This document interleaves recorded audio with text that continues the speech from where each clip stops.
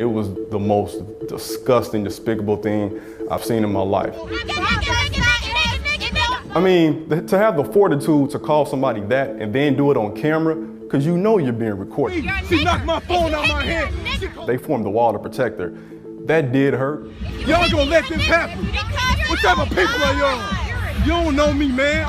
We don't bother. You're acting like a nigger. The moment where what everybody saw that immediately disgusted them was when she spit. What did you call my wife?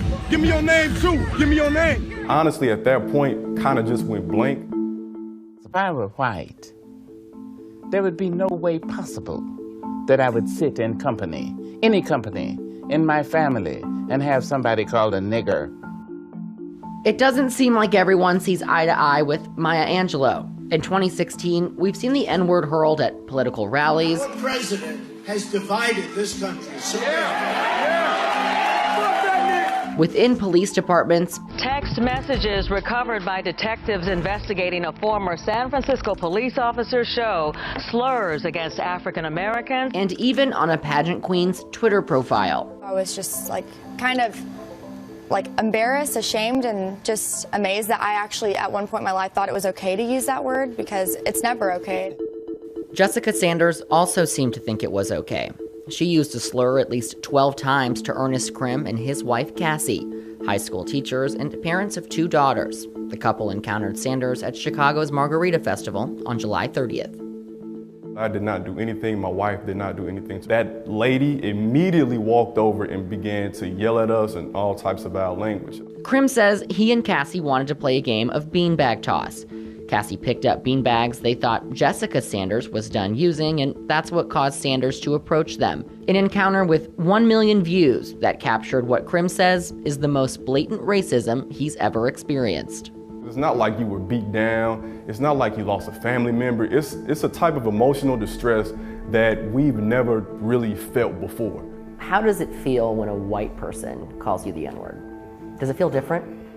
Yeah, I mean, because the N-word is a cultural thing, Cody, so if I was to say it to a friend I grew up with, of course, and you say it extremely different, it's almost like a camaraderie. It's almost like, they tried to put this on us as a negative thing, but we're gonna flip it around, because we brothers and this is how we roll. So when a white person says it, and of course it's different in each situation, but you feel as if somebody knows a secret about your past and they're trying to humiliate you. How does it feel that in the video, she's standing next to 2 black people who know the power of that word, and they defended her? I wasn't even going to go after her, but they formed the wall to protect her. That did hurt, and to actually see the man in that video, he didn't even look me in the eye. Like I said repeatedly, you're just going to let her say that. He couldn't look me in the eye as a man. We were able to get a hold of Sanders' friend from the video, Evie McDowell, who has since ended her 13-year relationship with Sanders. She was like my best friend, so I don't know.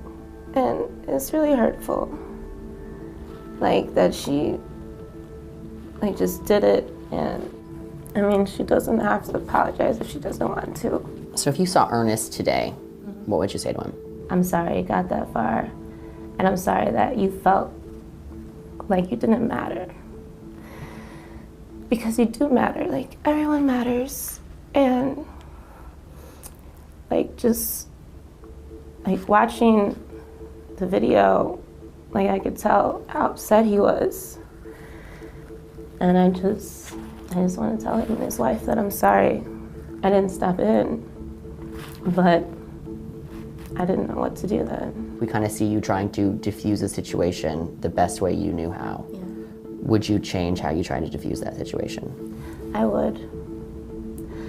I would change it because, I guess doing nothing is just as bad as altercation.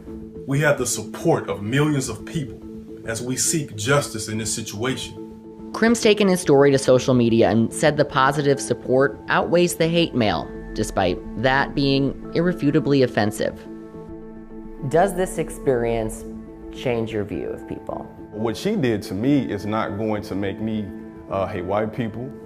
It's just going to make me be that much more committed to equality and justice for my people and all people who deal with similar issues. The problem isn't the word, it's the system that protects white supremacists and racists and allows them to continue to do this without being punished at all. Jessica Sanders was briefly detained and then removed from the festival. Crim doesn't think that's enough. If she sincerely apologized, would you reconsider? No. What do you think she deserves?